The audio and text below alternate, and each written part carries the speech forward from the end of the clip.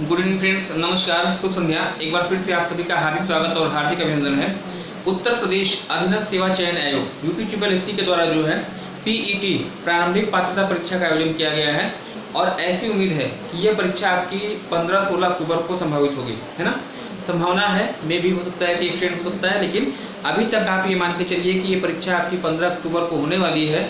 और इन्हीं परीक्षाओं को ध्यान में रखते हुए जीएस की एक महत्वपूर्ण श्रृंखला चल रही है और आज जो आपका है डे 4 चौथा वीडियो होगा। इन परीक्षाओं को ध्यान रखते हुए 10 महत्वपूर्ण प्रश्न जीएस के जितने भी सेक्शन आपके आते हैं हर सेक्शन से मैंने लेने का प्रयास किया है और आगे आने वाले अगले 10 से 15 मिनट में इन प्रश्नों का पोस्टमार्टम किया जाएगा।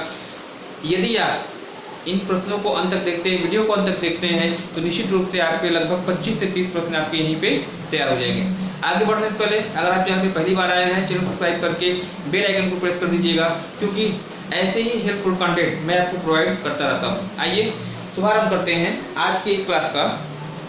सबसे पहला प्रश्न जो आपसे पूछा गया है, यहाँ पे दिया गया है कि किस तिथि को, है ना, किस तिथि को सूर्य और पृथ्वी के बीच में न्यूनतम दूरी पाई जाती है। किस तिथि को पृथ्वी सूर्य से अपनी न्यूनतम दूरी पर पाई जाती है। एक इंपॉर्टेंट क्वेश्चन होगा, फिजिकल ज्योग्राफी भौतिक भूगोल से लिया गया क्वेश्चन है और ऐसे कंडीशन हमेशा, ऐसे डेट्स आपसे हमेशा एग्जाम में पूछे जाते हैं। किस तिथि को पृथ्वी और सूर्य के बीच में न्यूनतम दूरी पाई जाती है, ये आपसे पूछा गया है। दो कंडीशन आपकी होती है, एक याद रखिएगा, एक वह तिथि है जबकि पृथ्वी और सूर्य के बीच में न्यूनतम दूरी पाई जाती है और इस कंडीशन को, इस स्थिति को आप उपसौर या परहेलियन के नाम से जानते हैं। वह खगोलीय घटना जिसमें पृथ्वी सूर्य से अपनी न्यूनतम दूरी पर पाई जाती है उपसौर या परहेलियन के रूप में जानी जाती है। और ऐसी घटना, ऐसी खगोलीय घटना जिसमें इन दोनों ही पिंडों के बीच में अधिकतम दूरी होती है और इस दूरी को आप क्या कहते हैं, अपसौर या सूर्योच्च के नाम से जानते हैं, या इसी को आप अपहेलियन कहते हैं। दूरी जब ज्यादा होगी अपहेलियन बताइएगा, दूरी जब कम होगी उपसौर या परहेलियन बताइएगा। पूछा क्या गया है कि वह घटना जिसमें कि पृथ्वी सूर्य से अपनी न्यूनतम दूरी पर पाई जाती है किस तिथि को होती है। डेट मैं आपको बता दूं, 3 जनवरी, है ना। प्रत्येक वर्ष 3 जनवरी को सूर्य जो है, सूर्य पृथ्वी के सबसे पास होता है और इस कंडीशन को आपने नाम दिया है उपसौर, है ना। 3 जनवरी को पृथ्वी सूर्य से अपने सबसे पास होती है और यह दूरी नियर अबाउट मान के चलिएगा 14.69 करोड़ किलोमीटर आपकी होती है। कब दूर होती है, 4 जुलाई याद रखिएगा। 4 जुलाई को पृथ्वी और सूर्य के बीच में अधिकतम दूरी पाई जाती है और यह आपकी दूरी 15.02 करोड़ किलोमीटर की होती है। 4 जुलाई यानी संयुक्त राज्य अमेरिका का डेट ऑफ बर्थ है, या कह लीजिएगा इंडिपेंडेंट डे है ना। तो 3 जनवरी और 4 जुलाई ये आपको याद रखना होगा। 3 जनवरी को पृथ्वी सबसे पास और 4 जुलाई को सबसे दूर होती है सूर्य के। 4 तिथियां आपको और याद रखनी होंगी, 21 मार्च और 23 सितंबर। यह वर्ष की 2 तिथियां हैं, एक बार फिर से ध्यान दीजिएगा। 21 मार्च और 23 सितंबर, जबकि पृथ्वी पर हर जगह दिन और रात की अवधि 12-12 घंटे की होती है। मतलब दिन रात की अवधि क्या होती है, बराबर होती है 21 मार्च और 23 सितंबर को। 21 जून वर्ष का सबसे लंबा दिन होगा उत्तरी गोलार्ध के लिए। और एक चीज और याद रखिएगा, 22 दिसंबर, जबकि उत्तरी गोलार्ध में सबसे लंबा रात होता है, सबसे लंबी रात होती है। तो 4 ये तिथियां याद रखिएगा, 2 ये तिथियां याद रखिएगा, 4, 2, 6 तिथियां याद रखिएगा। हमेशा एग्जाम में क्वेश्चन आपसे अल्टरनेट करके पूछे जाते रहे हैं, है ना। आइए अगला प्रश्न जो आपको दिया गया है, वन संरक्षण अधिनियम। वन संरक्षण अधिनियम किस वर्ष पारित किया गया था। मोस्ट इंपॉर्टेंट क्वेश्चन है, याद रखिएगा। ईवीएस के क्वेश्चन आपके आते हैं, इन्वायरमेंटल साइंस के क्वेश्चन आते हैं, पर्यावरणीय विज्ञान के क्वेश्चन आपके आते हैं और उसमें एक महत्वपूर्ण प्रश्न, वन संरक्षण अधिनियम आपका किस वर्ष पारित किया गया था। तो याद रखिएगा 1980, है ना। 1980 में आपका वन संरक्षण अधिनियम आपका आया था। इसके अलावा कुछ अन्य महत्वपूर्ण अधिनियम हैं जो कि आपसे एग्जाम में पूछे जाते हैं। वन संरक्षण अधिनियम आपका 1980 में है। वन और वन्य जीव संरक्षण अधिनियम की बात करिएगा 1972 में आपका आता है। पर्यावरण संरक्षण अधिनियम की बात करिएगा 1986 में है। और साथ ही साथ अगर जैव विविधता संरक्षण अधिनियम की अगर बात करते हैं तो वर्ष 2002 आप याद रखिएगा। यानी 1972, 1980, 1986 और 2002 ये 4 वर्ष हैं जो कि विभिन्न पर्यावरण से रिलेटेड अधिनियम है। इनको आपको किसी भी हालत में भूलना नहीं है। नेक्स्ट अगला प्रश्न जो आपसे पूछा गया है, किस राष्ट्रीय उद्यान को आप रामगंगा रामगंगा नेशनल पार्क के नाम से जानते हैं, है ना। करंट से लिया गया क्वेश्चन है, पहले इसका नाम कुछ दूसरा था, आज की डेट में रामगंगा नेशनल पार्क है। किस नेशनल पार्क को आप रामगंगा राष्ट्रीय उद्यान के रूप में जानते हैं? वर्तमान समय में भारत में कुल नेशनल पार्क की संख्या अगर आपसे पूछी जाए, राष्ट्रीय उद्यान की संख्या अगर आपसे पूछी जाती है कितने नेशनल पार्क हैं, आप बताएंगे 107, 107। और जिसमें से सबसे पहला राष्ट्रीय उद्यान अगर आपसे पूछा जाए कि भारत का पहला नेशनल पार्क कौन सा है, आपका उत्तर होगा जिम कॉर्बेट। और यही जिम कॉर्बेट राष्ट्रीय उद्यान जो है भारत का पहला है। और साथ ही साथ इस जिम कॉर्बेट को आप जो है रामगंगा राष्ट्रीय उद्यान, है ना, जिम कॉर्बेट जो कि उत्तराखंड के नैनीताल, है ना, उत्तराखंड के नैनीताल जिले में स्थित है Jim Corbett national park, Bharat का पहला राष्ट्रीय उद्यान है। और इसी जिम कॉर्बेट को वर्तमान समय में आप रामगंगा राष्ट्रीय उद्यान के नाम से जानते हैं, है ना। चूंकि रामगंगा नदी इस राष्ट्रीय उद्यान के बीचों बीच प्रवाहित होती है, इसीलिए ऐसा इसका नामकरण किया गया है। और चीज़ें मैं आपको और बता दूं, इसकी स्थापना 1936 में हुई थी, 1936 में हुई थी। और तत्कालीन समय में इसका नाम हैली राष्ट्रीय उद्यान था। और इसी नेशनल पार्क से, इसी जिम कॉर्बेट से 1973 में 1973 ईस्वी में भारत सरकार के द्वारा प्रोजेक्ट टाइगर का शुभारंभ किया गया था, है ना। ये सब एडिशनल फैक्ट हैं, कापी पेन लेके बैठिएगा, निश्चित रूप से इनसे बाहर प्रश्न नहीं आना है। वीडियो को अंत तक देखिएगा, है ना। आगे अगला प्रश्न जो आपसे पूछा गया है, कालीबंगा की लोकेशन, एक सिंधुकालीन सभ्यता है, कालीबंगा किस राज्य में है ना, किस राज्य में कालीबंगा स्थित है? देखिए कालीबंगा और कांजीरंगा इन दोनों में बहुत ज़्यादा कन्फ्यूजन होता है ना। दो शब्द याद रखिएगा, एक कालीबंगा है, एक कांजीरंगा है। कालीबंगा पूछता है आप कांजीरंगा लगाते हैं, कांजीरंगा पूछता है आप जो है कालीबंगा लगाते हैं। कालीबंगा क्या है?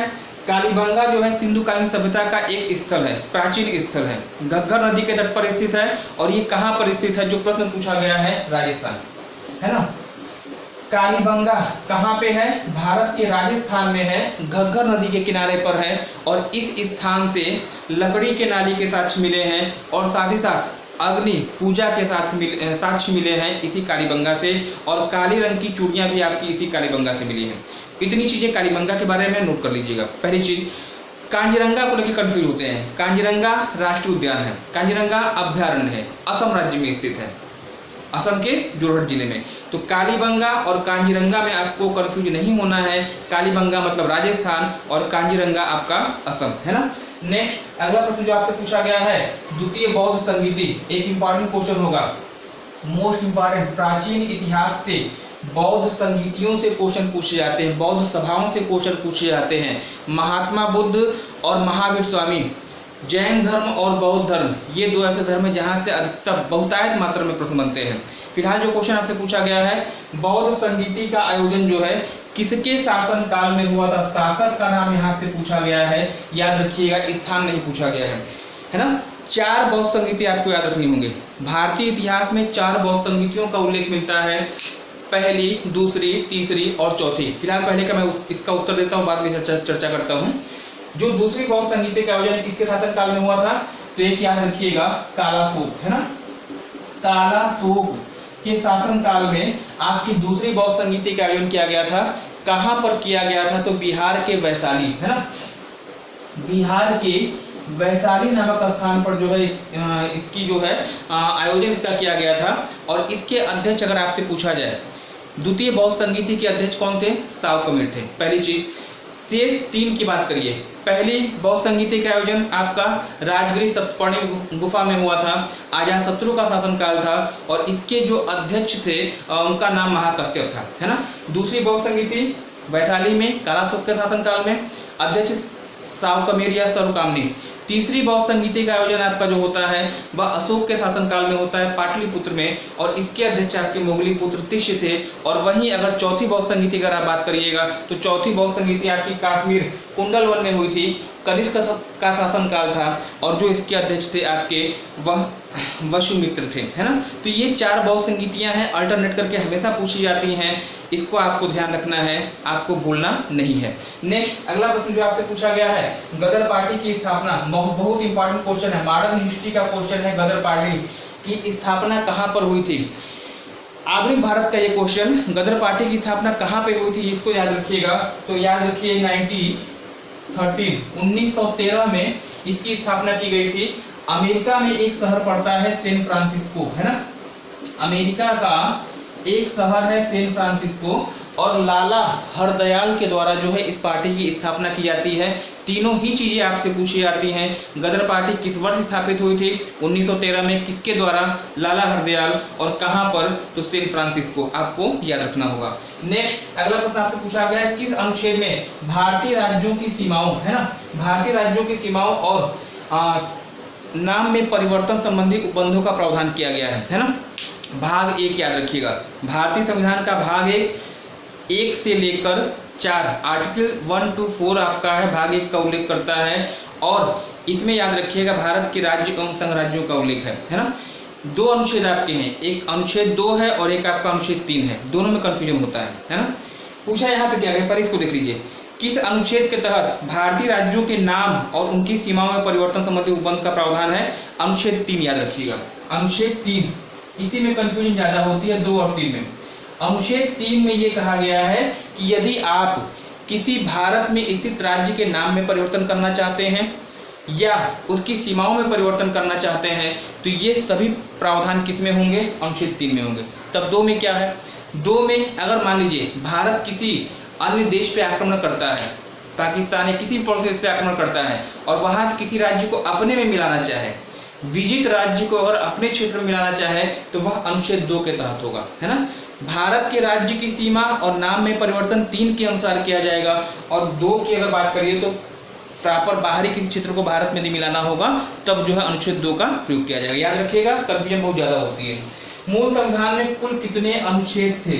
मूल संविधान में कुल कितने मूल कर्तव्य? इंपॉर्टेंट क्वेश्चन होगा, कंफ्यूजन क्रिएट करने वाला होगा। और यदि आप सोच रहे हैं कि मूल कर्तव्यों की संख्या कितनी थी, जो कि प्रश्न आपसे पूछा गया है कि मूल संविधान में कितने मूल कर्तव्य आपके थे, तो याद रखिएगा आपके दिमाग में 10 आ रहा है तो आप लोग रॉन्ग हैं, क्योंकि आपको मालूम है कि 42वें अमेंडमेंट के द्वारा भाग 4 क को जोड़ा गया है, अनुच्छेद 51 क को जोड़ा गया है और 10 मूल कर्तव्य शामिल किए गए थे। कब? 1976 में। मूल की बात हो रही है, मतलब संविधान जब अपनाया गया था उस समय मूल कर्तव्य कितने थे? उत्तर 10 नहीं होगा, बल्कि क्या होगा? 0। एक भी कर्तव्य नहीं था, एक भी मूल कर्तव्य नहीं था, क्योंकि ये तो शामिल किए गए हैं कब? 1976 में। तो मूल संविधान की बात हो रही है, एक भी कर्तव्य नहीं था। कब शामिल किए गए हैं? 1976 में 42वां अमेंडमेंट आपका था और तब 10 शामिल किए गए थे, और बाद में एक आपका 86वां अमेंडमेंट आपका आया था, एक मूल कर्तव्य और शामिल किया गया था। अगर आपसे पूछा जाए कि वर्तमान में कितने मूल कर्तव्य हैं तो उत्तर आपका क्या हो जाएगा? 11 हो जाएगा। तो वर्तमान में 11, शामिल कितने किए गए? 10, और मूल में कितने थे? 0 थे, है ना। नेक्स्ट अगला प्रश्न आपसे पूछा गया, नैरोबी। नैरोबी किस अफ्रीकी देश की, इंपॉर्टेंट क्वेश्चन है, नैरोबी किस अफ्रीकी देश की राजधानी है? वही देश जो विषुवत रेखा पर स्थित है, वही देश जो यूएनईपी का मुख्यालय धारण करता है, United Nation Environmental Programme. Kenya आपका उत्तर होगा, है ना। अफ्रीकी देश केन्या, केन्या की राजधानी नैरोबी, जहां पर यूनाइटेड नेशन एनवायरमेंटल प्रोग्राम यानी संयुक्त राष्ट्र पर्यावरण कार्यक्रम का हेडक्वार्टर स्थित है। इंपॉर्टेंट क्वेश्चन है, पर्यावरण का क्वेश्चन बनता है, ये प्रश्न ना पूछा जाए वह संभव ही नहीं है। कमेंट सेक्शन में आप कमेंट करके मुझे बताइएगा कि यूएनईपी, यूनेप का जो स्थापना हुई थी वह किस वर्ष हुई थी, जिसका मुख्यालय नैरोबी में है। सबसे लास्ट में जो क्वेश्चन आपका दिया गया है, एनजीटी, नेशनल ग्रीन ट्रिब्यूनल, है ना, नेशनल ग्रीन ट्रिब्यूनल कहा जाता है, या इसी को हिंदी में आप कहते हैं राष्ट्रीय हरित प्राधिकरण कहा जाता है। इसकी स्थापना आपकी कब हुई थी, ये आपसे पूछा गया है। वर्ष 2010, है ना। एनजीटी की स्थापना वर्ष 2010 में हुई थी, और यह एनजीटी का हेडक्वार्टर कहाँ पे है, राष्ट्रीय हरित प्राधिकरण का कार्यालय कहाँ पे है, कमेंट सेक्शन में आप कमेंट करिएगा। और इस समय एनजीटी के चेयरमैन कौन है, आप कमेंट सेक्शन में कमेंट करिएगा। एक बहुत ही इंपॉर्टेंट वीडियो, उम्मीद है कि आपको पसंद आया होगा। देखने में 10 संख्या है, लेकिन अगर आपने पूरा नोट किया होगा तो लगभग 20 से 25 प्रश्न आपके यहाँ पे सॉल्व हो गए हैं। अधिक से अधिक शेयर करिए इस चैनल को, इस वीडियो को, ताकि यह वीडियो वहाँ तक पहुँचे जिसको वास्तव में इसकी ज़रूरत है। धन्यवाद। Have a nice day. Good night.